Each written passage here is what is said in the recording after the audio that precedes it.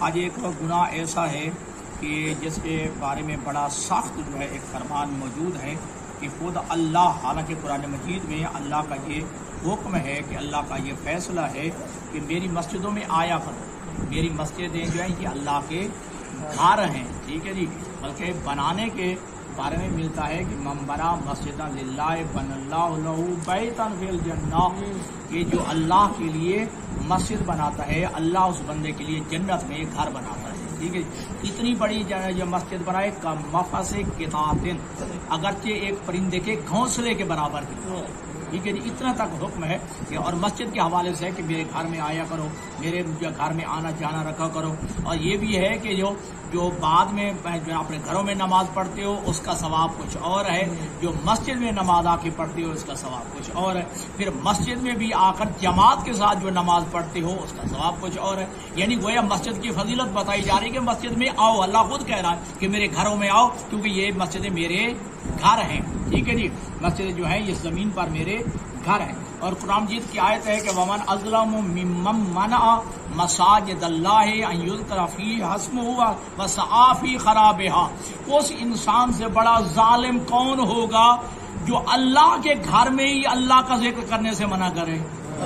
ٹھیک ہے جی، قرآن کی آیت ہے کہ اس سے بڑھ کر ظالم کون ہوگا جو اللہ کے ہی گھر میں ہی اللہ کا ہی ذکر کرنے سے منع کرے، وسعی فی خرابها، اور اس سے بڑھ کر کون ظالم ہوگا جو اللہ کی مسجدوں کو ویران کرنے پہ در پے ہو کہ اللہ کی مسجدیں برباد ہو جائیں، اللہ کی مسجدیں ویران ہو جائیں، اللہ کی مسجدیں خالی ہو جائیں، اس سے بڑا ظالم کون ہوگا۔ اب باوجود اس کے کہ مسجد کی یہ فضیلت ہے لیکن ایک گناہ ہے، اللہ فرماتا ہے کہ میرے حبیب ان کے کہہ دو کہ میرے گھروں میں نہ آیا، ٹھیک ہے جی، ان کو کہہ دو کہ میرے گھروں میں نہ آیا کرے، حالانکہ اللہ خود کہتے ہیں میرے گھروں میں آؤ، میری مسجدوں میں آؤ، ٹھیک ہے، لیکن ایک گناہ ایسا ہے کہ اللہ اپنے حبیب سے فرماتا ہے کہ میرا حبیب انہیں منع کر دو کہ میرے گھر میں نہ آئے، میری مسجدوں میں نہ آئے۔ کیا ہے حدیث؟ حضرت محمد مصطفیٰ صلی اللہ علیہ وآلہ وسلم ارشاد فرماتے ہیں اوحی اللہ الیہ، خالق اکبر نے مجھ مصطفیٰ پر یہ وحی نازل کی، ٹھیک ہے، میرے اوپر یہ وحی اتاری کہ ان اخل مرسلین یا اخل منذرین، اے سابقہ نبیوں کے بھائی مصطفیٰ، اے سابقہ رسولوں کے بھائی مصطفیٰ، کیا کر انذر قومک، اے میرا حبیب اپنی قوم کو ڈرا، اپنی قوم کو تنبیہ کر اور یہ کہے ان کو لا يدخلوا بیتا من بیوتی، وہ میرے گھروں میں سے کسی ایک گھر میں بھی نہ آئے، میری مسجد میں سے کسی مسجد میں نہ آئے، کس حالت میں نہ آئے، وَلَا أَحَدٍ مِّنْ عِبَادِي عِنْدَ أَحَدِهِمْ مَظْلِمَةٌ، جب وہ میرے کسی بندے پر ظلم کر کے آئے، جب جو ہے میرے بندے کا حق کسی کے ذمہ ہو، اس حق کو غصب کرتے ہوئے، اس جو ہے زیادتی اور ظلم کو جو ہے کرتے ہوئے اس حالت میں میرے گھر میں نہ آئے، ٹھیک ہے جی، کسی کے حق کو غصب کرنا، کسی پر ظلم کرنا، کسی کے ساتھ زیادتی کرنا، ٹھیک ہے، یہ ایسا گناہ ہے، اللہ فرماتے ہیں جب اس حالت میں ہوں تو میرے گھر میں نہ آئے، ٹھیک ہے جی، ہاں، لیکن اب دیکھیے گا اگر کوئی بندہ خدا کسی کا حق غصب کر کے، کسی کے ساتھ زیادتی کر کے، کسی کے ساتھ ظلم کر کے اللہ کے گھر میں آ بھی جائے، نماز بھی پڑھے، اس کے باوجود اللہ فرماتا ہے فَإِنِّي أُلْعِنُهُ مَا دَامَ قَائِمًا يُصَلِّي بَيْنَ يَدَيَّ، جب تک وہ بندہ میرے سامنے نماز بھی پڑھتا رہتا ہے میں اللہ اس پہ لعنت کرتا رہتا ہوں، اپنے بھائیوں کا حق غصب کر کے، اپنی بہنوں کا حق غصب کر کے، اپنے عزیز و اقارب کا حق غصب کر کے، جی اپنی اولاد کا حق غصب کر کے، جی اپنے یتیموں کا حق غصب کر کے، اپنے عزیز و اقارب کا حق غصب کر کے، کسی حق کو غصب کر کے جو بندہ آئے مسجد میں، پہلے تو اللہ نے منع فرما دیا کہ میرا بیوی نہ منع کر دو کہ میرے گھر میں نہ آئے، ٹھیک ہے، اگر آ بھی جائے نماز بھی میری پڑھ رہے ہوں، جب تک جو ہے کسی کا حق ان کی گردن پہ ہوگا، جب تک کسی کا جو ہے حق ان کے جو ذمہ ہوگا، فَإِنِّي أُعْلِنُهُ مَا دَامَ قَائِمًا یا قائمًا يُصَلِّي بَيْنَ يَدَيَّ، میں اللہ اس وقت تک اس پہ لعنت کرتا رہوں گا جب تک وہ میرے سامنے کھڑا ہو کے نماز پڑھتا رہے، لہذا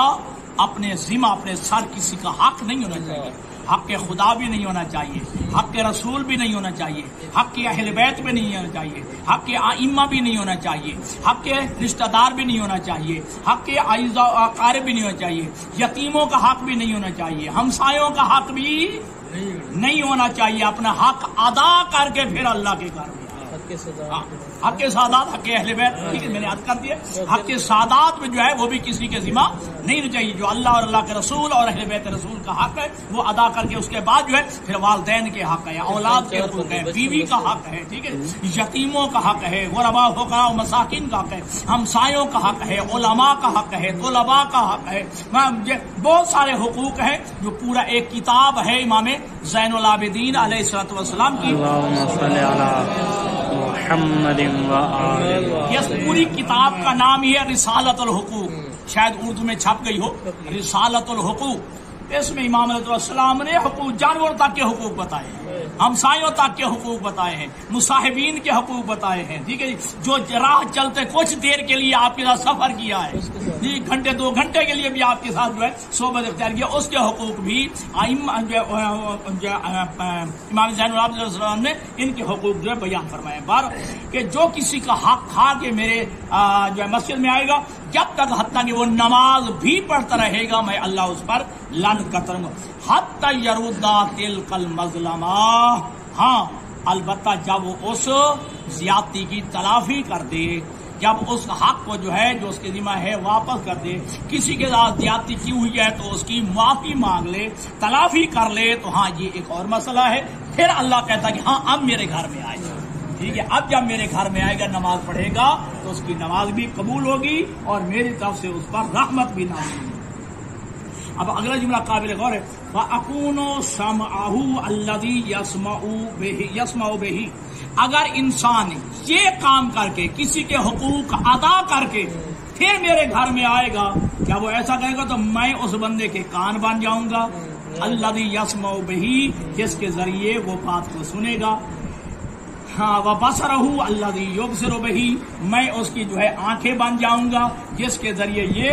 دیکھے گا، وَيَكُونُ مِنْ أَوْلِيَائِي وَأَصْفِيَائِي، اور یہ بندہ میرے اولیاء میں سے شمار ہو جائے گا، میرے برگزیدہ میرے چنے ہوئے بندوں میں اس کا شمار ہوگا، وَيَكُونُ جَارِي مَعَ النَّبِيِّينَ وَالصِّدِّيقِينَ وَالشُّهَدَاءِ فِي الْجَنَّةِ، جب کسی کے حقوق ادا کر کے پھر جب مسجد میں آئے گا تو یہ بندہ جی اللہ کے حبیب فرماتے ہیں کہ یہ میرے اولیاء، ہاں تو وہ اولیاء بزرگاں، اور پھر کہا کہ یہ جنت میں انبیاء کے ساتھ، صدیق کے ساتھ اور شہداء کے ساتھ مجھ محمد کا ہمسایہ ہو، ٹھیک ہے جی، لہذا کسی کا حق کھانا نہیں چاہیے، حق غصب نہیں کرنا چاہیے، اگر طلاق یا کوئی خدا نخواستہ زیادتی ہو گئی ہے تو اس حق کی تلافی کرنی چاہیے۔ صلوات پڑھیے محمد والے۔